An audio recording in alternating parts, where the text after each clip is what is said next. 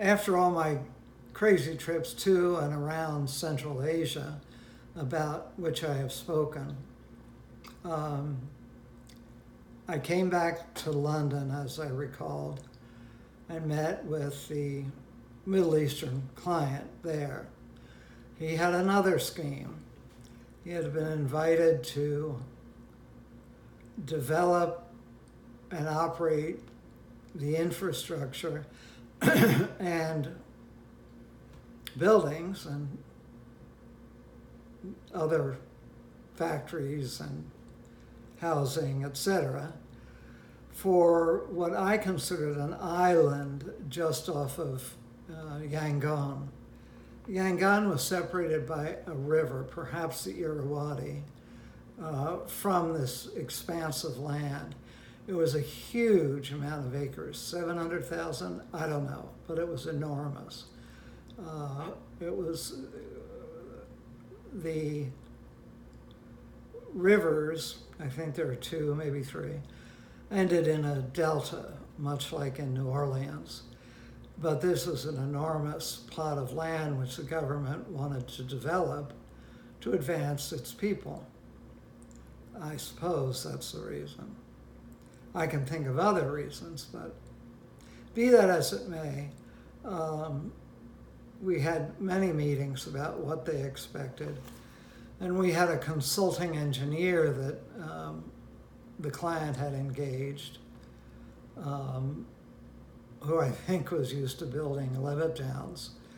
But this required, sewage, electricity, plumbing, all the basic infrastructure that underlays a city, a real city.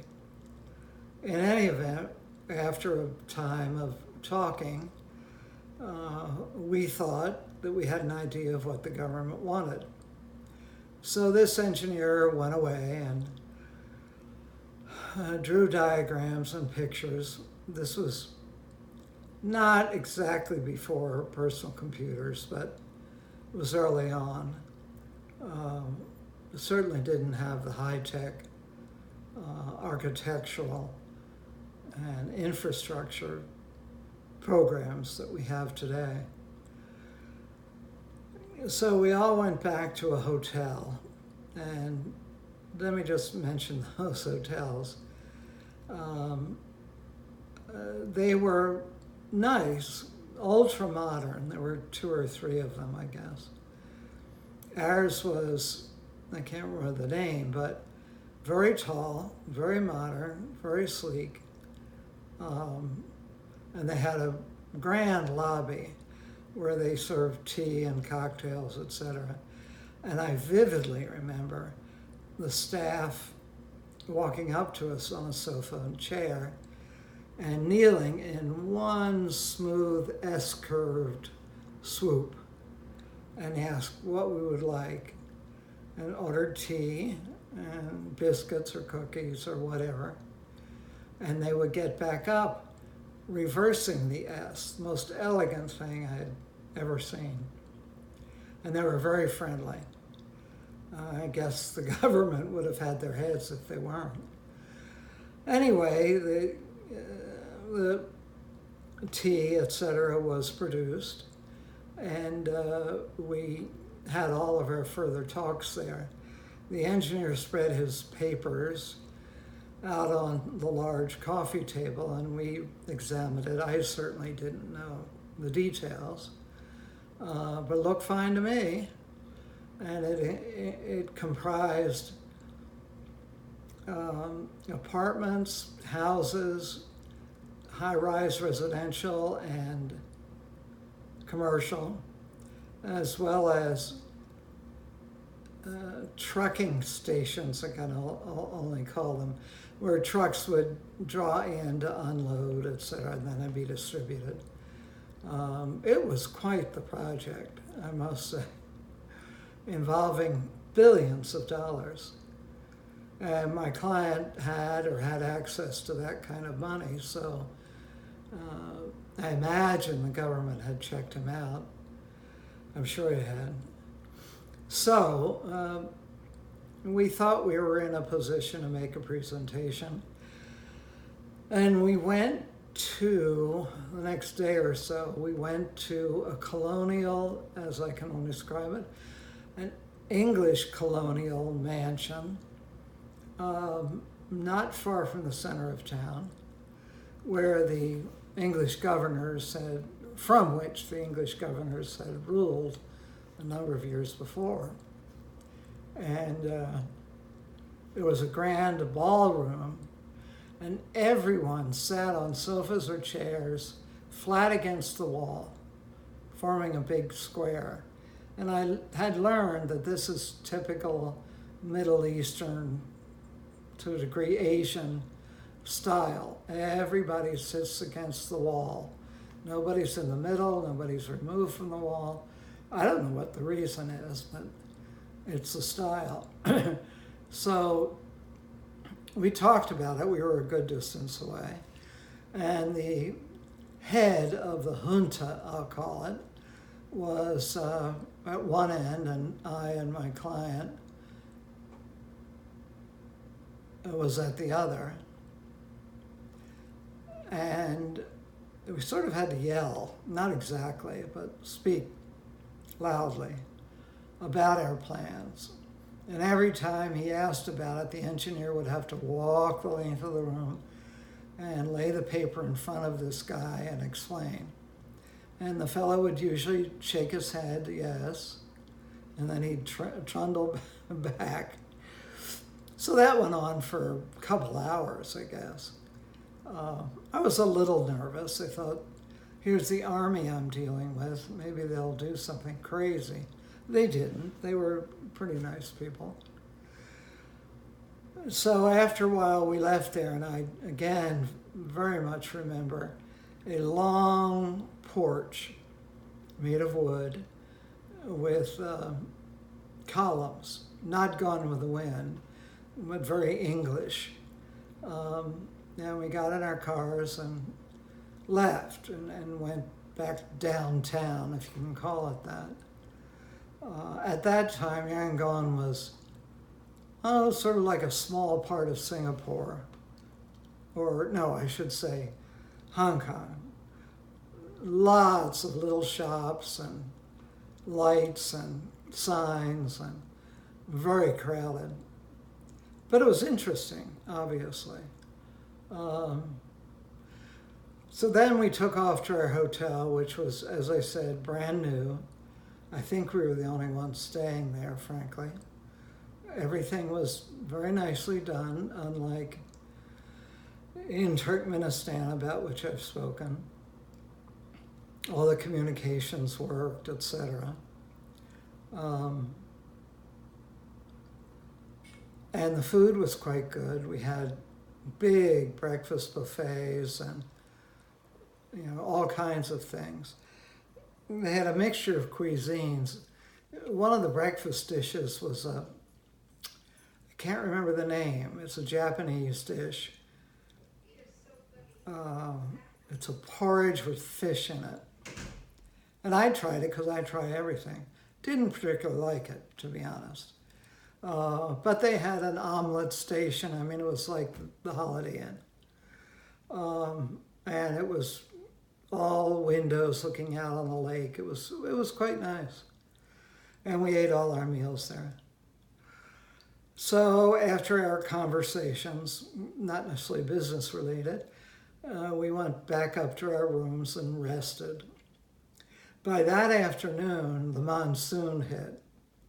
Well, those of you who don't know about monsoons should get in one. The most torrential rain I've ever seen in my life, like sheets of water. Indeed, right next to the hotel, which was standing more or less by itself, were rice paddies. And across the rice paddies in all directions were raised platforms or pathways made of wood, not real solid, so people could get back and forth to the little rice paddy village, I suppose, to the hotel and to the main road. and I saw many people crossing it, bouncing up and down. It was fascinating, but I guess you get used to that after a while. In the next couple days, we counseled together and figured what we were going to do, what we had to do mainly. I mean, who knew what was expected of us? I certainly didn't.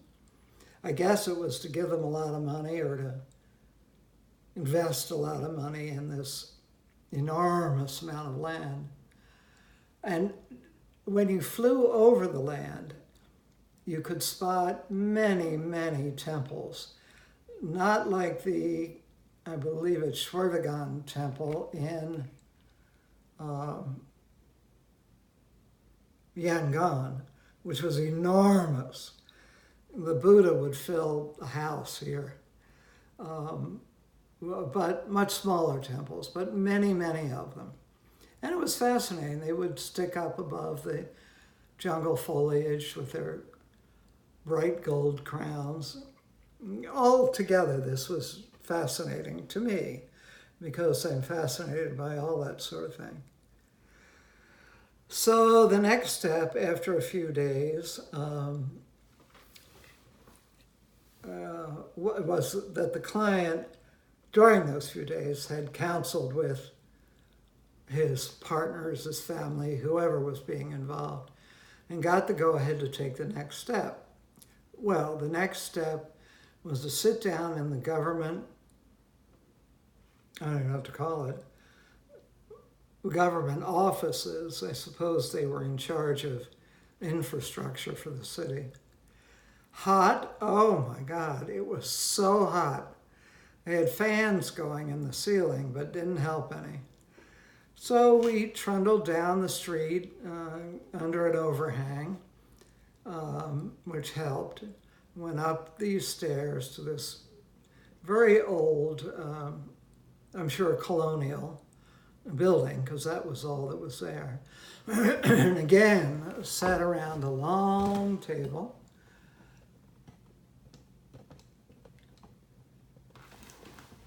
And my client and the engineer started explaining what we had anticipated would be the scope of the project. And that seemed to be okay. You know, you don't know what people are thinking, the inscrutable faces, as one says. But after the meeting, which took a couple hours, it was quite a while, we all stood up and shook hands and we left. And then the third stage was a meeting at our hotel, the modern place, which had real air conditioning, thank God. So we all trundled into the conference room with another enormous table covered in white tablecloths. I don't remember that, but I do.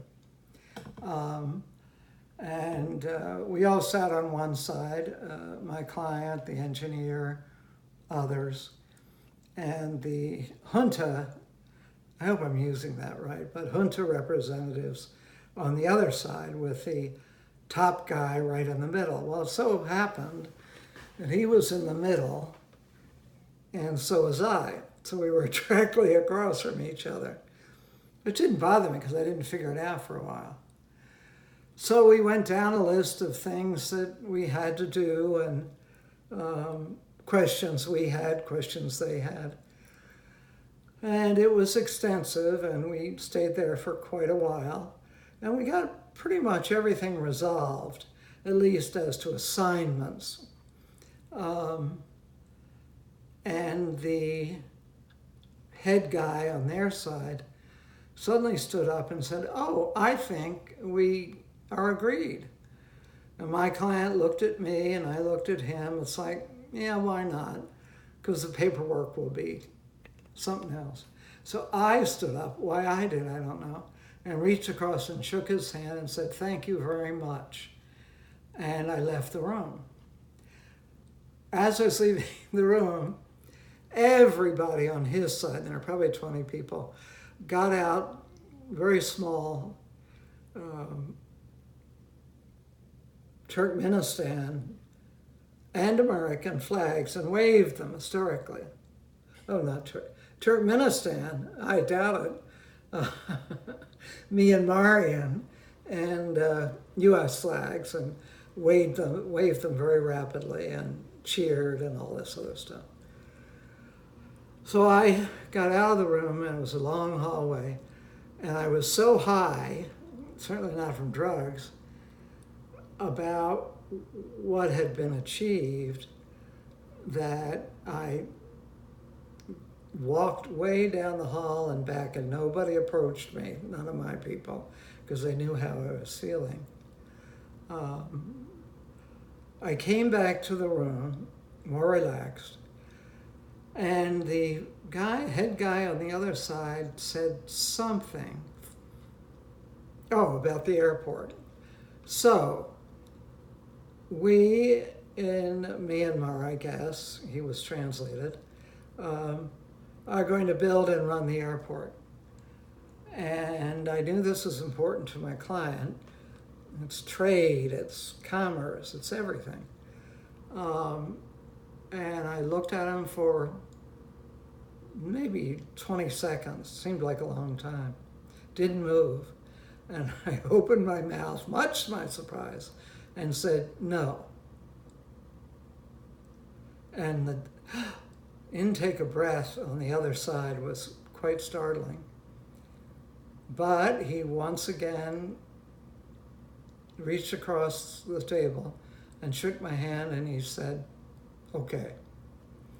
So we had settled the deal, and I walked out and back up and down the floor again.